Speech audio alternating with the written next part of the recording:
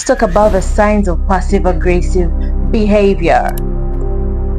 So passive-aggressive is a pattern of addressing feelings indirectly instead of openly expressing them. There is a very big distinction between what a passive-aggressive person says and what they actually do. In this video, we are going to be talking about the signs that you are dealing with a passive-aggressive person, or you are the passive-aggressive person. A passive-aggressive person may appear to agree with another person's request, but fail to follow with the request or express anger by refusing to follow what's in the request. Welcome to Voice in Bloom, and in today's episode, we are going to be talking about the signs that you might be dealing with a passive-aggressive person, or you are a passive-aggressive person. I'm KMB, your host. Let's dive in. Hostile attitude. Passive-aggressive persons like to give hostile attitudes either to prevent you from addressing what's the issue or avoid bringing up something that is going to require them to express their emotions directly. Remember, passive-aggressive people are most cases trying to avoid to address their actual emotions. They're running away from their feelings. Passive-aggressive people frequently complain about feeling underappreciated. Now again, it's not because they actually feel underappreciated, but it's because it's the only thing that validates their emotions. It's the only thing that can make them express their sad or angry emotions. So remember, passive-aggressive persons are trying to avoid to show that they're angry when they're actually angry. Is it a good thing or a bad thing? Let's write it down in the comment section.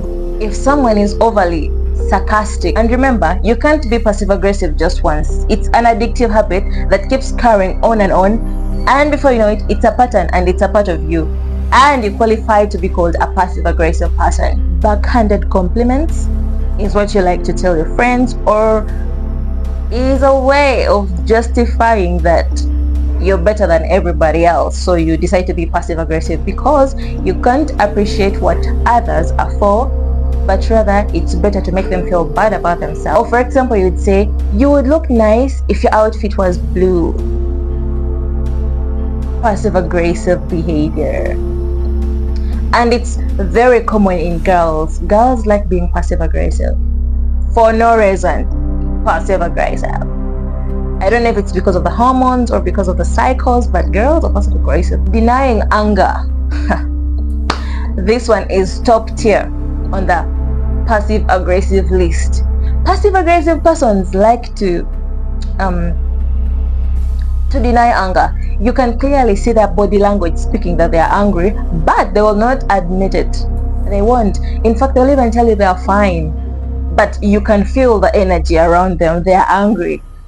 Those people are passive-aggressive, and it's a red flag. Do you have people who hint about what is wrong rather than directly addressing it? Or maybe they fear triggering anger in you because they feel like they can't handle both of you being angry at the same time. So those guys are clearly, naughtily, absolutely passive-aggressive. The only reason you would avoid your own emotions is because you're afraid to solve it. Ladies and gentlemen, let's face our emotions, because the behaviors that come with you denying your emotions and letting the emotions fade away and letting the emotions sink further and bomb upon you, you'll be passive-aggressive and you'll never know what to do about it. Silent treatment.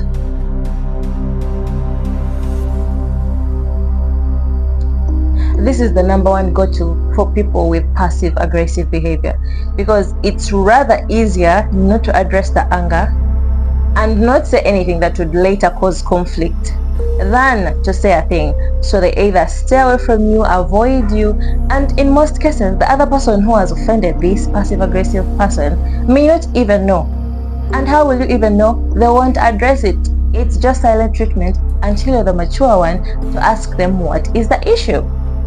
These are the signs that you might be a passive-aggressive friend, sister, brother, mother, father, relative, teacher, administrator.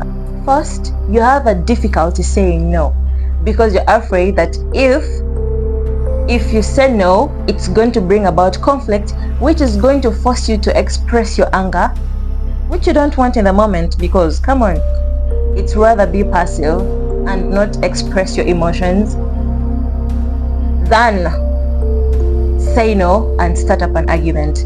And also, passive aggressive persons like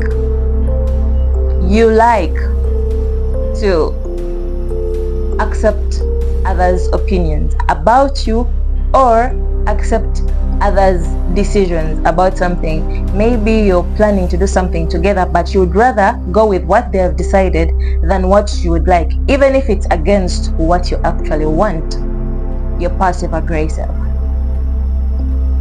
Inside you, if you feel that inside, you're passive aggressive on the outside. Another thing, you fail to set boundaries.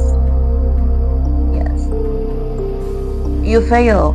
In fact, you're avoiding your own anger. How will you be able to afford to accept other people and their wants and their... Okay, no. You're running away from your own anger. So how will you be able to attend to other people? You will even not know when people are crossing your boundaries because you can't even set them. You don't know what should be where, when, and how.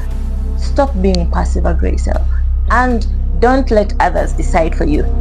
If you've watched this far, thank you for tuning in to Voice in Bloom, and welcome also to the series of passive aggression.